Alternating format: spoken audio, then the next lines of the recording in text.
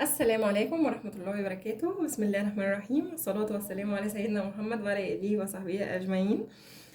ازيكم يا حبايبي؟ عاملين ايه؟ يا رب تكونوا بخير وفي أحسن حال. هنعمله النهاردة مع بعض المكرونة المبكبكة. أنا طبعا هعملها معاكم بدون لحمة وفراخ، وهوريها لكم شكلها عامل ازاي. بتبقى جميلة جدا جدا، بتبقى حلوة قوي. فأنا يعني عشان خاطر برضو ايه اللي حابة تعملها وما عندهاش، مش متوفر عندها ولا لحمه ولا فراخ، تعملها كده عادي جدا. بتبقى طعمها حلو قوي، بتبقى لذيذه جدا، وبتبقى اكله بسيطه كده وحلوه كده وخفيفه. فاحنا هنعمله جنبها ايه؟ بطاطس محمره. انا معايا هنا بصلايه كده مقطعاها، تمام.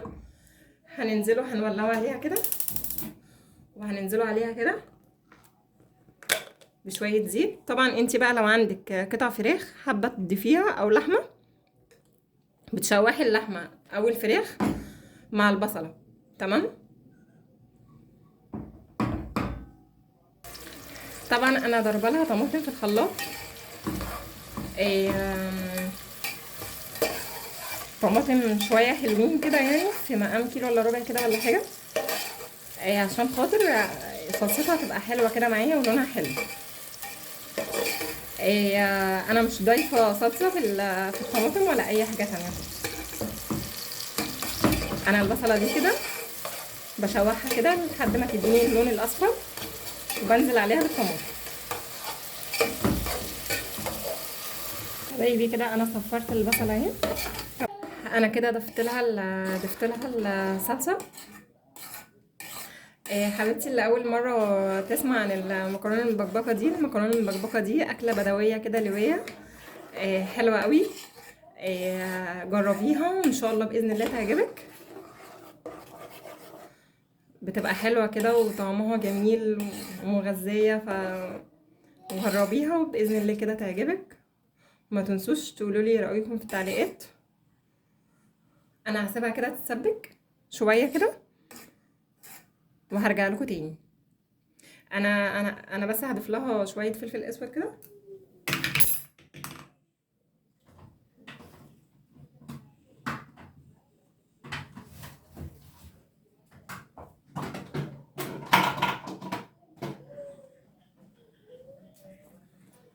انا هضيف لها شويه فلفل اسود كده، وهسيبها تتسبك وارجع لكم. حبايبي دي التسبيكه اهي بعد ما اتسبكت معايا. انا طبعا هضيف لها ميه.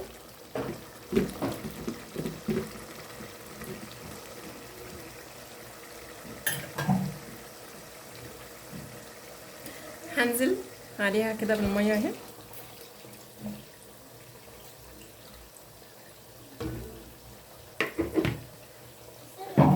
ومع اول غلوه ليها هنزل عليها بالمكرونه. بالنسبه بقى لحبيبتي اللي ضافت لي التعليق وقالت لي الفلفل كتير وكده، اولا انتي نورتيني. بس عايزه اقول لك، انا ببقى واخده بالي جدا جدا وانا بعمل الاكل، لان انا عندي اطفال. فانا كنت مش واخده بالي، مفكراكي بتتكلمي عن السلطه وكده. بالنسبه للرز، انا كنت ضفت له فلفل مش حامي. الفلفل اللي انا ضفته ده ما كانش حامي، فالرز اللهم بارك كان طعمه حلو جدا جدا. فتقدري تجربيه وان شاء الله باذن الله هيعجبك.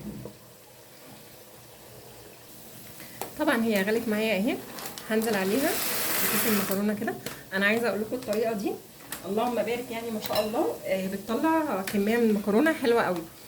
طبعا انت لو عملتي كيس المكرونه لوحده كده بالصلصه العاديه بتاعتنا دي، بالطريقه بتاعتنا، يعني بتلاقي يعني الكيس المكرونه ده ما بقاش فيه بركه خالص يعني. فالطريقه دي بتطلع معاكي كميه حلوه، وطبعا يعني اكله سريعه وحلوه فان شاء الله باذن الله كده تعملوها، وان شاء الله باذن الله تعجبكم. انا طبعا بسيبها كده، بغطي عليها، وشويه شويه كده بتابعها. احنا طبعا بنتابعوها كده زي ما قلت لكم اول باول كده، بنديها تقليبه كده حلوه، وبنغطيها تاني كده. طبعا هي كل ما بتحتاج ميه بنزودوها، انا زودت لها كده شويه ميه. فانا طبعا عشان عندي اطفال وكده هي بدات اهي استوت معايا، فانا عشان عندي اطفال وكده انا باخد لهم شويه كده على جنب كده عشان خاطر ايه، انا بحميها وتبقى حلوه قوي وهي حاميه. حبايبي اللي ما بياكلوش الحامي هضيف لها فلفل بارد، فلفل حلو كده وبتبقى حلوه برضه. انا كده هضيف لها الفلفل الحامي اهو،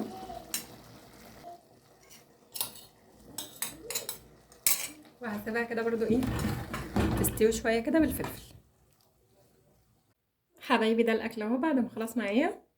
عايزه اقول لكم بسم الله ما شاء الله اللهم بارك، المكرونه حلوه قوي اهي.